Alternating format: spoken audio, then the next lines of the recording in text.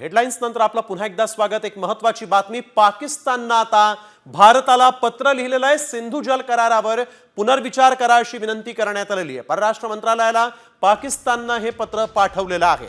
पाकिस्तान पुरता गुडघ्यावर आलेला आहे आणि आता भारताला पुनर्विचार करा, सिंधू जल करारावर पुनर्विचार करा असं विनंती करणारं एक पत्र लिहिलेलं आहे। परराष्ट्र मंत्रालयाला पाकिस्ताननं हे पत्र पाठवलं आहे। सिंधू जल करार हा भारतानं रोखलेला आहे, स्थगित करण्यात आलेला आहे आणि सिंधू जल करारावर चर्चा होणार नाही असं भारतानं कालच आपली भूमिका जाहीर करताना म्हटलं होतं। पंतप्रधान नरेंद्र मोदींनी ठणकावलं होतं, त्यावर आता परराष्ट्र मंत्रालयाला पाकिस्ताननं हे पत्र पाठवलंय।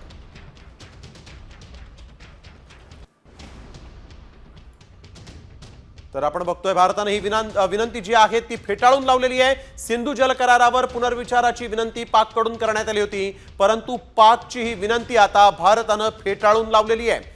खून आणि पाणी एक साथ नहीं बहेगा असं नरेंद्र मोदींनी म्हटलं होतं आणि त्यानंतर पुनर्विचाराची विनंती धुडकावून लावण्यात आलेली आहे। तर वळूया पुढील बातमीकडे। एक महत्त्वाची बातमी, भार्गवास्त्र काउंटर ड्रोन सिस्टीम चाचणी यशस्वी झालेली आहे। या चाचणीमध्ये 4 रॉकेट्सनं अचूक लक्ष्य भेदलं जातं। भारताला एक नवी ड्रोन प्रणाली मिळालेली आहे। यावेळी एक महत्त्वाची बातमी आपण बघतोय, भारताच्या ताफ्यात आता भार्गवास्त्र हे ड्रोन सिस्टीम जे आहे ते येणार आहे।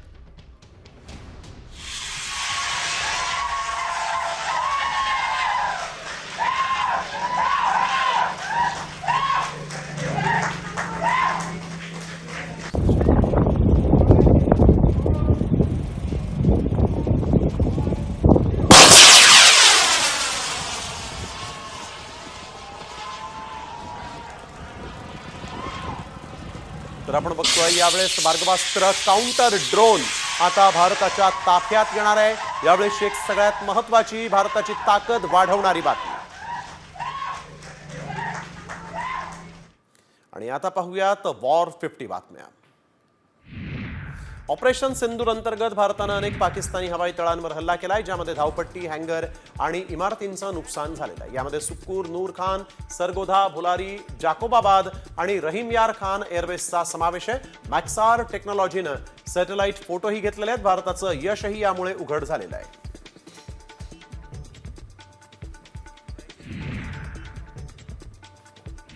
भारतीय नौदलाकडून एक व्हिडिओ प्रसारित करण्यात आलेला आहे। प्रत्येक ध्येयासाठी सज्ज, मिशन यशस्वी असं त्या व्हिडिओमध्ये दाखवण्यात आलेलं आहे। भारताच्या नौदलाची ताकद या ठिकाणी दाखवण्यात आलेली आहे।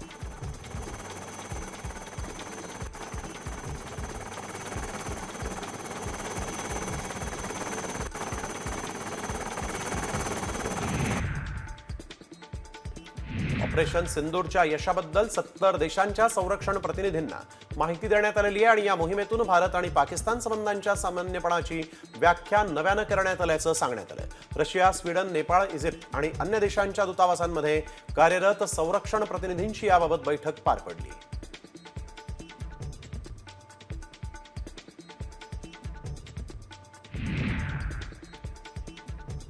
भारत पाकिस्तान तणाव असताना दुसरीकडे बलुचिस्तानने देखील पाकवर आक्रमण करणार असल्याचा इशारा दिलेला आहे आणि त्यातच बलूच आर्मीनं भारताच्या कारवाईला पाठिंबा दिला। बलूच आर्मीच्या महरंग बलोच इथला एक व्हिडिओ सोशल मीडियावर व्हायरल होतोय आणि या व्हिडिओमध्ये भारत कदम बढ़ाओ, हम तुम्हारे साथ है अशा घोषणा बलोच नागरिक देताना दिसतायत।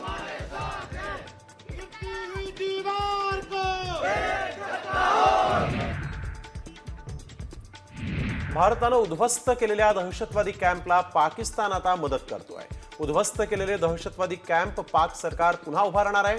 पाक सरकारनं दहशतवादी कॅम्प उभारण्याची घोषणा पंतप्रधान शहबाज शरीफांनी केलेली आहे। सोबतच मारल्या गेलेल्या दहशतवाद्यांच्या कुटुंबाला 1 कोटींची मदत पाकिस्तान सरकार देणार आहे।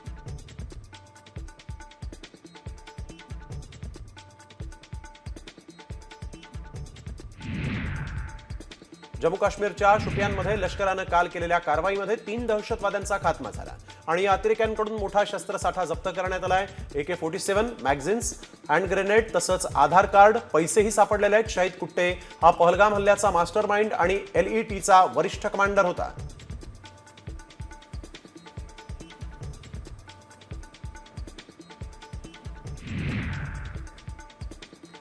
पाकिस्तानात आपली मुलं दहशतवादी असली तरी त्याचा अभिमान असल्याचा एक आश्चर्यकारक व्हिडिओ या ठिकाणी पाहायला मिळालेला आहे। एक पाकिस्तानी माफीफिरू बाप, त्याची दोन्ही मुलं भारतानं मुरिक्कीमध्ये केलेल्या स्ट्राईकमध्ये मारली गेलेली आहेत आणि तरी देखील त्यांच्या अंत्यसंस्कारावेळेस आपल्या मुलांचा मला अभिमान आहे असं हा माफीफिरू म्हणतोय।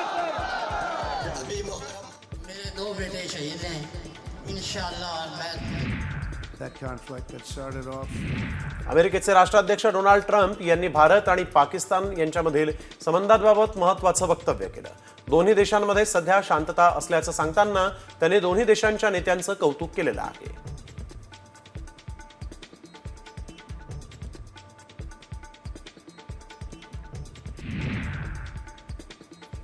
अरुणाचल प्रदेशमध्ये ड्रॅगननं पुन्हा डोकंवर काढलंय। इथल्या अनेक ठिकाणांना चीननं नावं द्यायला सुरुवात केलेली आहे, त्यावर भारतानं कडक पवित्रा घेतलाय।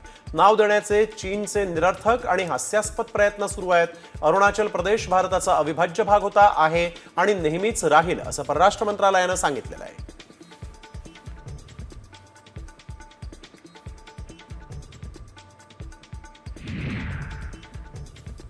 चीन सरकारचं मुखपत्र ग्लोबल टाइम्सचं ट्विटर खातं भारतात बंद करण्यात आलेलं आहे। केंद्र सरकारनं हा मोठा निर्णय घेतलाय आणि याच ट्विटर खात्याच्या मार्फत चीनी प्रपोगंडा पसरवण्याचं काम सुरू होतं।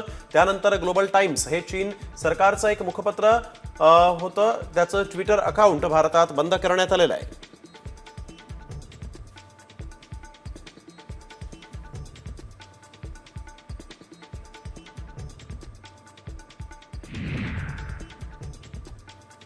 चीन नंतर आता तुर्की भारताच्या निशाण्यावर आलेला आहे। तुर्कीचा प्रसार करणारं TRT वर्ल्ड हे ट्विटर अकाउंट देखील भारतानं बंद केलं आहे। आज सकाळपासून चीनचं मुखपत्र असलेल्या ग्लोबल टाइम्सच्या ट्विटर अकाउंटला भारतात बंदी घातली गेली आहे, तर TRT वर्ल्ड हे देखील तुर्कीचं ट्विटर हँडल जे होतं ते देखील आता बंद करण्यात आलेलं आहे।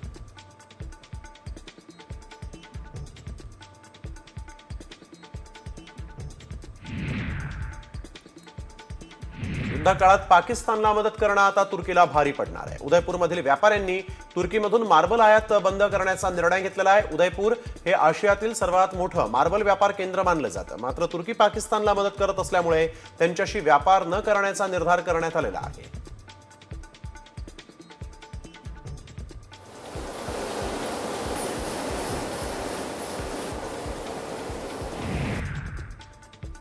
मालेगावमध्ये झालेल्या संशयास्पद इंटरनेट ऍक्टिव्हिटीमुळे खळबळ उडालेली आहे। दहशतवाद विरोधी पथक आणि सायबर सेलच्या संयुक्त कारवाईमध्ये एका यंत्रमाग मालक तरुणाला अटक करण्यात आली।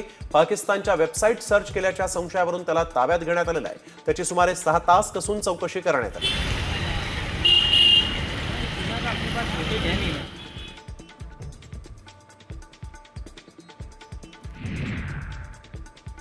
बॉलिवूड अभिनेत्री आणि भाजप खासदार कंगना रनौतनं पाकिस्तानी गाण्यावर रील बनवून शेअर केलेलं आहे, ज्यामुळे कंगना ट्रोलर्सच्या निशाण्यावर आली। एकीकडे पाकिस्तानचा निषेध करणारी कंगना दुसरीकडे मात्र त्यांच्याच गाण्यावर थिरकताना दिसतीये।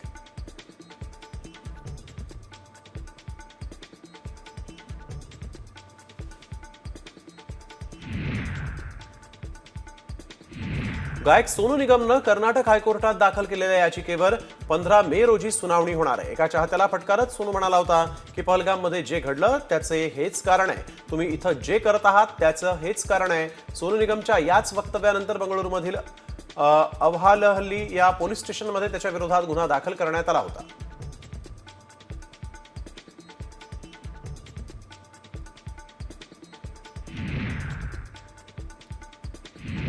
पाकिस्ताननं ताब्यात घेतलेल्या BSFच्या जवानाची सुटका करण्यात आलेली आहे। कॉन्स्टेबल पुरमकुमार साहू असं त्याचं नाव आहे।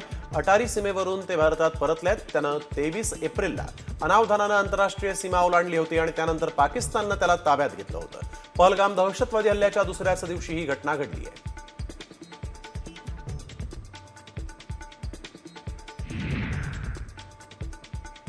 अहिल्यानगरमधील श्रीरामपूरमध्ये शहीदांना श्रद्धांजली वाहण्यासाठी तिरंगा रॅलीचं आयोजन करण्यात आलं होतं। या रॅलीमध्ये 150 फूट लांबीचा तिरंगा हातात घेऊन नागरिक मोठ्या संख्येनं सहभागी झाले आणि यावेळेस वंदे मातरमच्या घोषणा देत सैनिकांच्या शौर्याबद्दल त्यांचं अभिनंदन करण्यात आलेलं आहे। श्रीरामपूर अहिल्यानगर यांच्या वतीने भव्य तिरंगा रॅली नाशिकमधल्या निफाड तालुक्यातील नांदूर मध्यमेश्वर चापडगाव मांजरे आणि शिंगवे या गावामध्ये जोरदार पावसानं हजेरी लावली। जोरदार पावसामुळे शेतात पाणी साचलं होतं। सतत पडणाऱ्या पावसामुळे शेतकऱ्याच्या पिकांना त्याचा फटका बसण्याची भीती व्यक्त केली जाते आहे।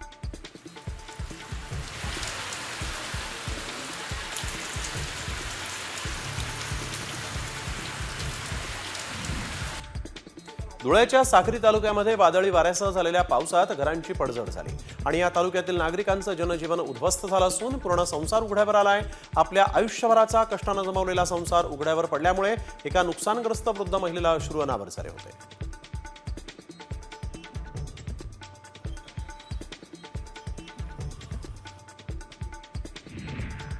मावळमध्ये अवकाळी पावसानं दानादान उडवून दिलेली आहे। वादळी वाऱ्यासह झालेल्या पावसामुळे अनेकांच्या घरात पाणी शिरलं होतं, तर अनेकांच्या घरांचे पत्रे देखील उडून गेले। सुदैवाने यात कुठलीही दुर्घटना झालेली नाही, मात्र पिकांचं मोठ्या प्रमाणात नुकसान झालं। भेंडी, काकडी आणि ज्वारी पिकाचं नुकसान झालेलं आहे।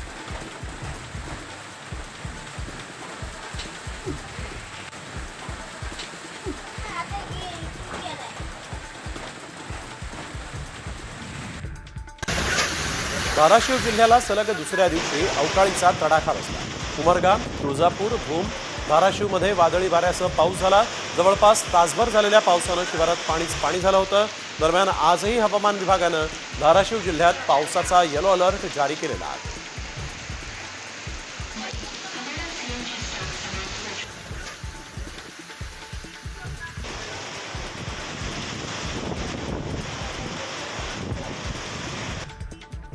वाशिममधल्या रिसोड शहरात अवकाळी पाऊस झालाय। अवकाळी पावसामुळे खरीप हंगाम शेतीच्या कामांना वेग येणार आहे। तसंच हवामान खात्यानं पुढील 20 तारखेपर्यंत हा मान्सूनपूर्व पाऊस सुरू राहणार असल्याचा अंदाज वर्तवलेला आहे।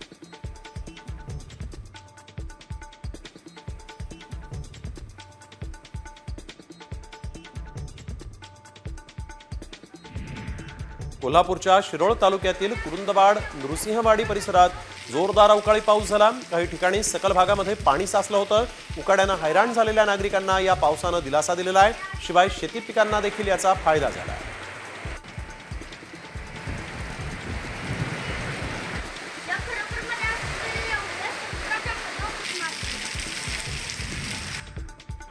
लातूरमध्ये सलग तिसऱ्या दिवशी अवकाळी पावसानं हजेरी लावली। परिसरातील आंबा फळबागांचं मोठ्या प्रमाणात नुकसान झालेलं आहे, त्यामुळे शेतकरीही आर्थिक संकटात सापडलाय।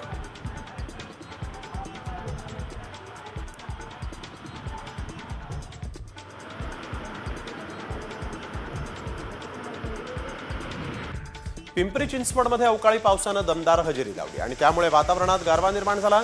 तसंच रस्त्यानं प्रवास करणाऱ्या नागरिकांची चांगलीच तारांबळ उडाली।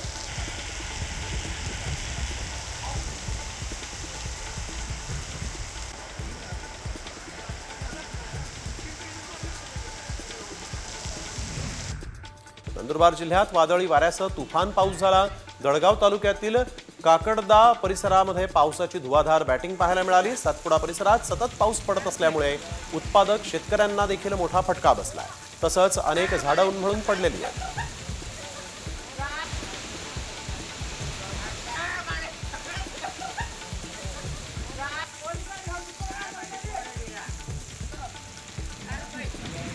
नंदुरबार जिल्ह्यात अवकाळी पाऊस येत असल्यानं जिल्ह्यात प्रचंड नुकसान होत आहे आणि यामध्ये प्रामुख्यानं कांदा उत्पादक शेतकरी हतबल झालेले असून काढणी केलेला कांदा जो आहे तो आता शेतातच सडू लागलाय।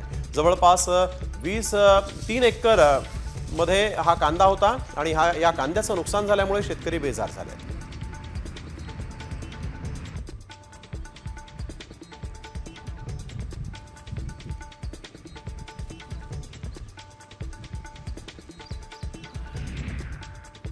नंदुरबार जिल्ह्यातील शनिमांडळ गावामध्ये झालेल्या जोरदार पाऊस आणि गारपिटीमुळे 3 एकर टरबूज जे आहे त्या टरबूजच्या पिकाचं नुकसान झालेलं आहे।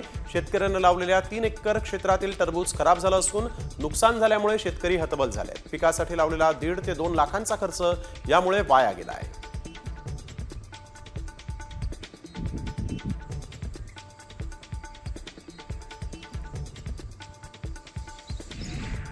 कोकणातील आंबा बागायतदार आर्थिक संकटात सापडलेला आहे। रत्नागिरी जिल्ह्यामध्ये अवकाळी पाऊस आणि हवामानातील बदलाचा परिणाम हापूस आंब्यावर झाला। मे महिन्यातील शेवटच्या टप्प्यातील आंब्यावर मोठा परिणाम झालेला आहे। अवकाळी पावसामुळे स्थानिक आणि मुंबई बाजारपेठेतील दर जे आहेत ते देखील गडगडले आहेत।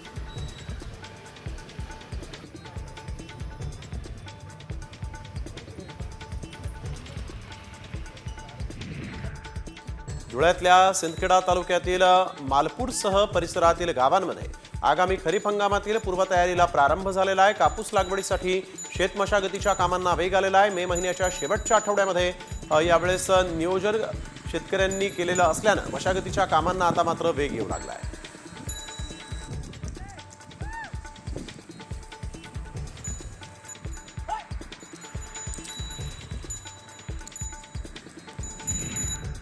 नाशिकच्या चांदवडमध्ये एका मोरानं नृत्य केलेलं आहे। शेतकरी सुनील थोर यांच्या शेतातील कांद्याच्या चाळीवरील पत्र्याच्या शेडवर हा मोर पिसारा फुलवताना दिसून आला आहे।